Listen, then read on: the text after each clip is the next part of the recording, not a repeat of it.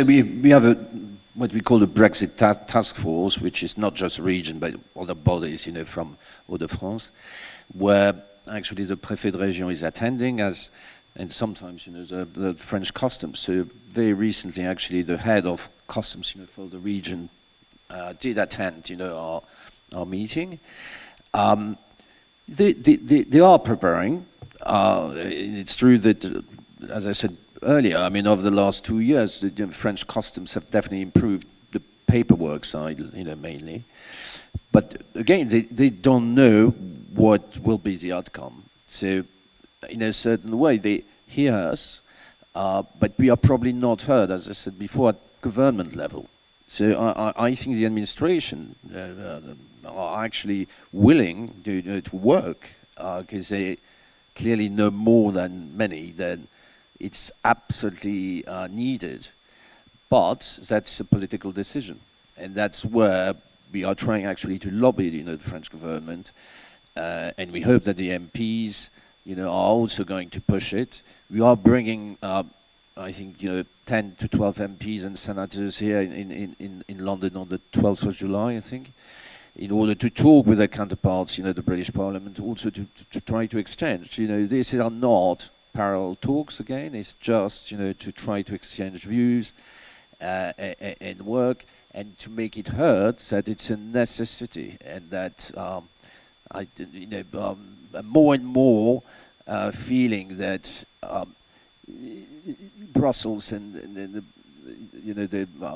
Brexit department here, they forget the size of the issue, especially everyone on the channel. It's true for us French, but for Belgium neighbors and the Dutch neighbors. So it's a necessity, and we will try to continue pushing in order to be more heard.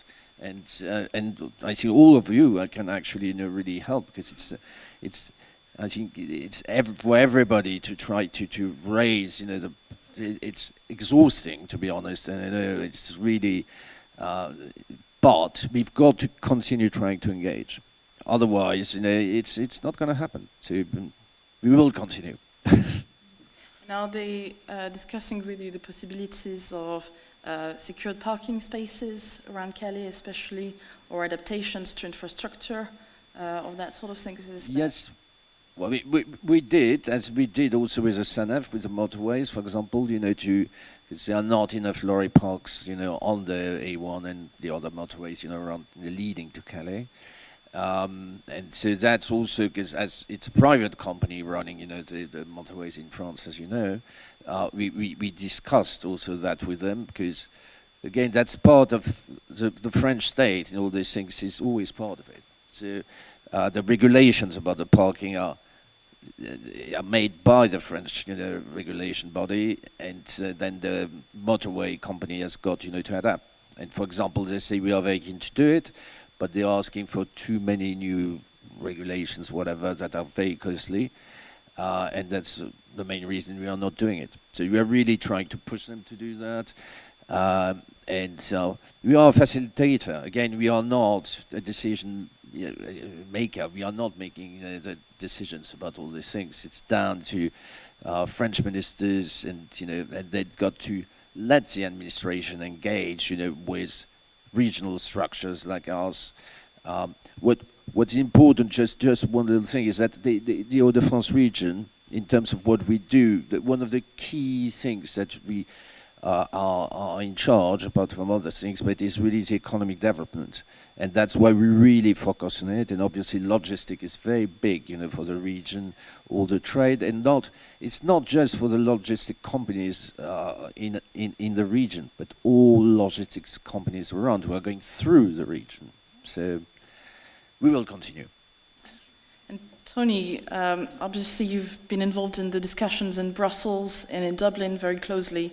How realistic do you think is the possibility of practical talks, and how do you think this plea from Jean-Paul, which I have to admit we share, could be received both in Brussels and Dublin and perhaps in other capitals, from your experience? I can't say how it would be received, but what I can say is that there are some difficulties, because if we are starting, for example, the UK Customs HMRC, my understanding is that they're developing the new customs computer system based around a port inventory system. And also that they're developing a separate security risk rating system, separate from the EU one. That may have changed in the last while, but those things are pretty fundamental. And without agreement on the fundamentals, on the fundamental perspective, remember the British government has not moved from the papers that were issued in the 6 or 9 months after the vote. That is, they want a deep and special relationship with Europe involving no customs. They've not moved from that, and the most recent position paper reiterates that position. As long as you have that perspective, politically, customs people talk. You know, UK Customs attends World Customs Organizations alongside Irish and French and the rest. And of course, we carefully don't talk at all. Yeah. But we're at nothing, you know, because ultimately you need the political framework within which to discuss the technicalities. That's the difficulty. We don't have the political framework. So I can tell you, yes, of course, I sympathize with the plea. It's not that simple. Hopefully the white paper will, from the UK government will help in this respect. At least one can hope. Yes. And hopefully there will be more flexibility on the other side as well to start some discussions, especially in the unlikely and not very nice event that no deal would become more likely. I don't know if there are any questions. We have a rolling mic, so I think there's one in the back. Thank you. It's Brian Connell from KPMG. Many of my clients are learning about their inbound international supply chains in a bit more detail than they have done previously. I'm interested to hear Jean-Paul's view on whether the changes that you described might result in greater divergence between the experience of people coming in through Calais and Dunkirk when compared to other European ports, because I think there's the potential for people to switch from one port to another.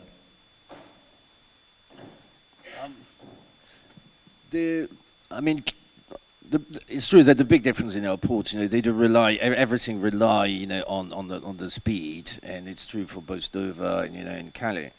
And regarding what's going to happen, you know, in the long run, and what can be done, what we are trying to do is really anyway to be working on try to accelerate, you know, the fluidity, and that again is going back a long way. When the region has taken the decision, you know, to invest, you know, in the port of Calais, that was already, you know, a way to try to bring more fluidity at the port. Unfortunately, more regulations, you know, are going, you know, to dilute that. But we still hope that in the end we are going to be, you know, in the same situation thanks to different lanes. You know, the fast tracks lanes. Apart, you know, not talking about the fast pass, you know, as I mentioned before, but I don't know if some of you have been to Calais port to see what they are building, but there were clearly, you know, options in order to create new lanes for traders, or that was in the mind, even, you know, both before the Brexit referendum. Okay. I think we just have space for one more question, so here, please, in the middle. Thank you.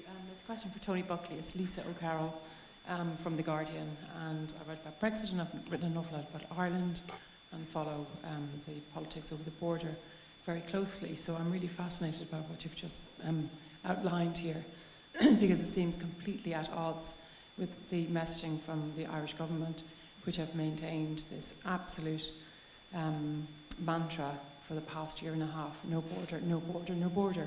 Can you elaborate? Can you explain how you can reconcile the two? Is one practical and the other political? Is it as simple as that? Absolutely.